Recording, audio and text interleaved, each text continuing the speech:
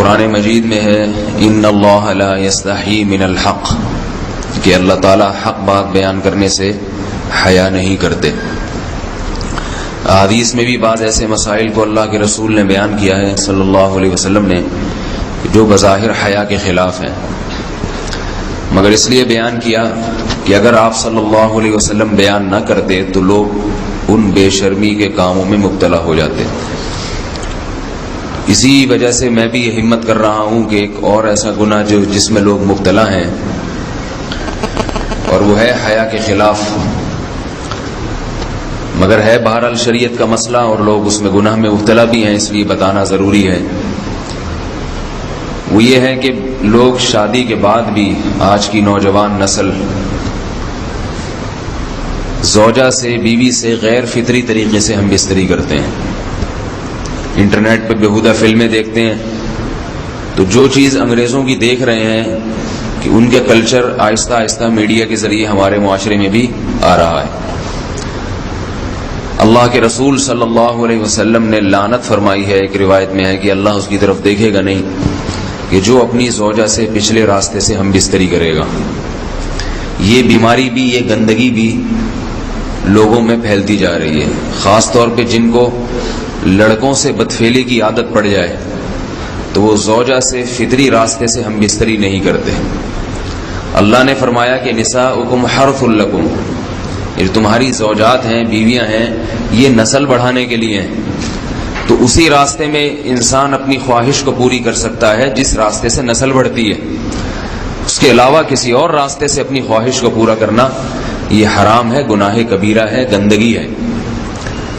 ہمارے پاس کیسز آتے ہیں، ایک پاک دامن لڑکی کی شادی ہوتی ہے، لڑکا بھی بظاہر بڑا نیک، لیکن کیا ہے، لڑکا چونکہ ٹھرکی ہوتا ہے، شہوت کا درندہ ہوتا ہے، تو وہ یہ نہیں دیکھتا کہ میں اپنی بری خواہش مٹانے کے لیے میں اپنی زوجہ کو غیر فطری طریقے پر مجبور کیسے کر سکتا ہوں، تو مجبور کرتا ہے پھر اپنی بیوی کو۔ اس میں جو عورتیں زیادہ پاک دامن نہیں ہوں، نیک نہ ہوں، یا ان کو یہ ڈر ہو کہ طلاق ہو گئی تو ہم کہاں جائیں گے، وہ پھر اپنے شوہر کے ساتھ اسی غیر فطری طریقے پر آمادہ ہو جاتی ہیں، اور اس کا عذاب اور اس کا وبال یہ ہوتا ہے کہ کچھ دنوں میں ان کو بھی اسی کی لت پڑ جاتی ہے۔ انسان جب بھی کوئی غیر فطری راستہ اختیار کرتا ہے، آخرت کا عذاب تو بعد میں، دنیا کا عذاب یہ آتا ہے کہ پھر اس کو لذت فطرت میں آتی نہیں ہے، پھر جو راستہ اللہ نے رکھا اس میں اس کو لذت نہیں آئے گی، پھر وہ گندگی میں ہی گھسنے کی کوشش کرے گا، اس کی بھی فطرت خراب ہو جاتی ہے، اور جس کے ساتھ یہ بدفعلی کی جائے اس کی بھی فطرت خراب ہو جاتی ہے، وہ بھی پھر کسی کے قابل نہیں رہتے۔ تو اپنے جان پر رحم کرنا چاہیے۔ ہم انسان ہیں، ہم درندے نہیں ہیں، ہم گھوڑے نہیں ہیں، ہم گدھے نہیں ہیں، ہم جانور نہیں ہیں، ہم انگریز نہیں ہیں۔ انگریز نے تو حیا اور شرم کی تمام حدود کو توڑ دیا ہے، وہ تو درندے بن چکے ہیں۔ ہم تو درندے نہیں ہیں، ہم تو حلال کھاتے ہیں، پاک صاف رہنے کی کوشش کرتے ہیں، تو ہم ان کی جو کلچر دیکھ دیکھ کے ہم ویسے درندے بننے کی کوشش کیوں کریں؟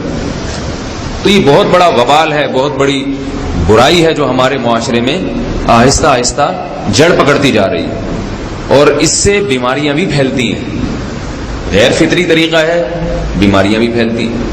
ایسے کیسز آتے ہیں کہ جناب مرد مجبور کر رہا ہے بیوی کو، اور وہ بیوی جو ہے ساتھ نہیں دیتی تو پھر اس کو طلاق کی دھمکیاں دیتے ہیں، ایسے کیسز بھی آتے ہیں۔ اور یہ بھی آتا ہے کہ مرد جب اپنی بیوی کو غیر فطری طریقے پر مجبور کرتا ہے، بیوی آمادہ نہیں ہوتی، تو مرد پھر یہ دھمکی دیتا ہے کہ بھائی میری خواہش تو تم سے پوری ہوتی نہیں ہے، پھر میں دوسروں کے پاس جاؤں گا۔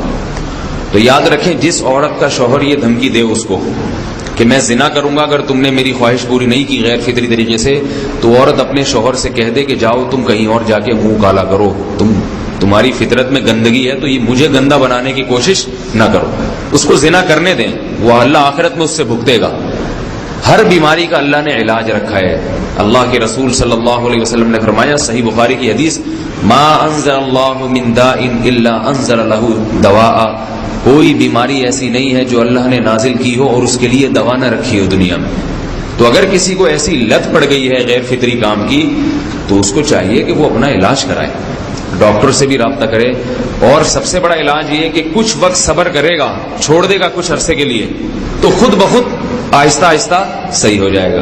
ایک آدمی شراب کا عادی ہے، ایک علاج تو یہ کہ ڈاکٹروں سے رابطہ کرے، اور بہترین علاج کیا؟ چھوڑ دے۔ کتنے دن تڑپے گا؟ 1 دن 2 دن 3 دن 4 دن 1 ہفتہ 2 ہفتہ، بہت زیادہ سال ہو جائے گا نا، اس کے بعد خود بہت ٹھیک ہو جائے گا۔ سگریٹ کا عادی ہے، چھوڑ دے گا تو کتنے لوگ ہم نے دیکھے ہیں دن میں 20 سگریٹ پیتے تھے، چھوڑنے پر آئے تو بالکل ایک دم چھوڑ دی انہوں نے، آہستہ آہستہ کر کے چھوڑ دی، لیکن تکلیف ہوئی مگر عادی ہو گئے۔ تو اب کسی کو یہ لت پڑ گئی ہے غلط کام کی، برائی کی، تو اس کا بہترین علاج یہ ہے کہ وہ اپنے آپ کو بدلنے کی کوشش کرے، ماحول بدلے، اور کچھ وقت صبر کرے گا تو اللہ اس سے یہ عادت چھڑا دے۔ نہیں کی، صبر نہیں کیا اس نے، تو پھر اسی گندگی میں موت واقع ہوگی، پھر آخرت کا عذاب بہت سخت، نسلیں برباد ہو جاتی ہیں اس عمل سے انسان کی۔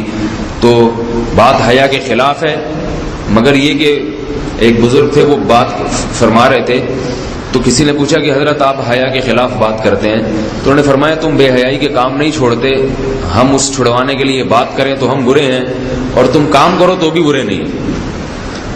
برائی کا کام کرنے میں برا نہیں بنتا، اور برائی کے خلاف بولنے والا برا بن جاتا ہے کہ دیکھو یہ کیسی باتیں کر رہے ہیں۔ تو بھائی باتیں ہیں اس لیے ہیں کہ یہ معاشرے میں یہ برائی پھیلتی چلی جا رہی ہے، اور یہ ہماری اپنا کلچر نہیں ہے، یہ امپورٹ ہو رہا ہے باہر سے، یہ امپورٹ ہو رہا ہے، یہ وہاں میڈیا کے ذریعے آ رہا ہے۔ تو وہ چیزیں دیکھا نہ کریں اور ان لوگوں سے دور رہا کریں۔ ہمیں تو دین کا داعی ہو کے ان کو ہدایت پر لانا تھا، بجائے ہم ہدایت پہ چل کے دوسروں کو چلانے والے بن کے ان کے راستے پہ ہم نے چلنا شروع کر دیا۔ اللہ تعالیٰ ہمیں اب دیکھیں ان کے ہاں ایڈز کا مرض پھیل گیا ہے۔ آپ بتائیے یہ ایڈز کا مرض ہمارا ہے کیا؟ یہ بیماری ہماری ہے یا ان کی ہے؟ ہمارے ہاں بیماریاں ہیں، کھانسی ہے، نزلہ ہے، ٹھیک ہے نا، بلڈ پریشر ہے، شوگر ہے، یہ بیماریاں ہماری ہیں۔ کوئی اللہ کا شکر ہے گندی بیماری ہمارے ہاں نہیں ہے، جتنی گندگیاں ہیں وہاں سے آ رہی ہیں۔ ایڈز کا مرض وہاں سے امپورٹ ہوا ہے، وہ ایڈز کا مرض اسی بدفعلی کی وجہ سے پیدا ہوتا ہے، اسی سے جراثیم پیدا ہوتے ہیں، اور اتنا خطرناک مرض کے ایسے متعدی ایسے پھیلتا ہی۔ افغانستان میں ایڈز کا ریشو 0 تھا، 0۔ وہ جانتے نہیں تھے کہ ایڈز کا مرض ہوتا کیا ہے۔ جب سے امریکن آرمی، برطانیہ آرمی افغانستان میں آئی ہے، فوجی آئے ہیں، افغانوں میں ایڈز کا مرض پھیل گیا ہے، انہوں نے وہاں بدفعلیاں شروع کر دی ہیں۔ تو وہ تو حالانکہ ان کے لیے زنا کتنا سستا ہے، کتنا سستا ہے نا ان کے لیے زنا، پھر بھی وہ لڑکوں کی طرف مائل ہوتے ہیں۔ تو اتنی گندگی، ایسا گندا جب انسان بن جائے پھر اللہ اس کے وجود کو برقرار نہیں رکھتے، اور رکھتے ہیں تو پھر آخرت میں سزا دینے کے لیے اپنے آپ کو ان گندگیوں سے بچانا چاہیے، حلال پہ اکتفا کرنا چاہیے۔ اللہ تعالی ہمیں حلال پہ قناعت کی توفیق عطا فرمائے اور پاکیزہ لوگوں میں ہمارا